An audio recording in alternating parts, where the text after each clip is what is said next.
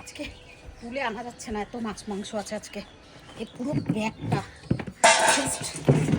দেখো, ওয়েট, এত মাছ মাংস এনেছি। ছেলের সাথে প্রচণ্ড ঝগড়া হয়ে গেছে, আমি বলে দিয়েছি আর আমি কিনবো না। এই লাস্ট আমার কেনা, বসতে হবে আমাকে লুটিয়ে পুটিয়ে, না হলে হবে না। তবু আজকে ওয়েদারটা ভালো আছে বলে ছাদেই চলে এলাম। ছেলের সঙ্গে খুব ঝগড়া হয়েছে, কারণ অনেক টাকার মাছ কেনা হয়ে গেছে। যদিও পেমেন্টটা আমি করেছি আমার অ্যাকাউন্ট থেকে, আমার আর্নিং থেকে, তবু আমার ছেলে বলে দিয়েছি এই লাস্ট মাছ বাজার করলাম আমি। এই যে 5 কেজি চিকেন, এটা এটা শুধু চিকেন 5 কেজি চিকেন। এখন সস্তা আছে, কত করে কেজি? যেহেতু আমি দু রকমের চিকেন নিয়েছি, একটা 160 টাকা করে, যেটা মানে গরম জলে করে দিয়েছে, আর একটা গোটা চিকেন নিয়েছি যেটা 140 টাকা করে। অনেক রকম মাছ আছে। যাওয়ার কথা ছিল আজকেও বেনাচিটিতে, উঠতে পারিনি সকালে, নাহলে বেনাচিটি থেকে আনতাম সেদিনের মতন। বেনাচিটিতে ইলিশটা আরও সস্তা। তো আমার ছেলে আমাকে ভীষণ রাগ হয়েছে। যখন বললাম আমার অ্যাকাউন্ট থেকে টাকাটা কেটেছি, তখন আর রাগ নেই।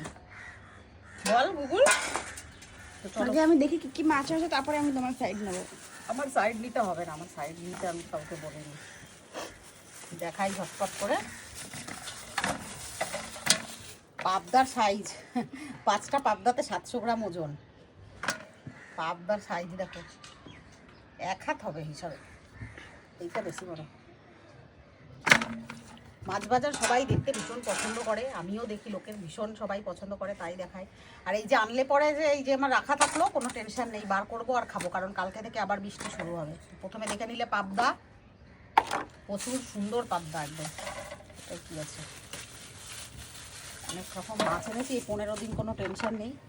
সময়ের মানে কি বলে যেন, সময়ের অভাবে আমাকে এইভাবে বাজার করতে হয়। এটা হলো পমফ্রেট 4 পিস। কি আছে, মাছের ডিম। এই মৌমাছি গাও বাসনা নেই, লুটে হাজির। এদিকে এনারা চারা পোনা মাছ টাছ খাবেন না, বড় মাছ ছাড়া খাবে না, রুই কাতলা ছাড়া খাবে না।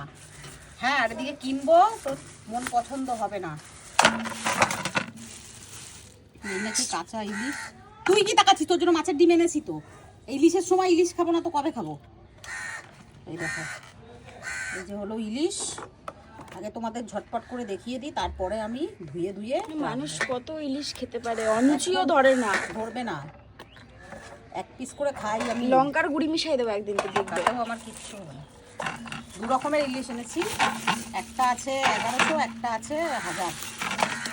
এই যে এইটা মনে হয় বলছে তো কাঁচা ইলিশ, জানি না কাঁচা পাকা।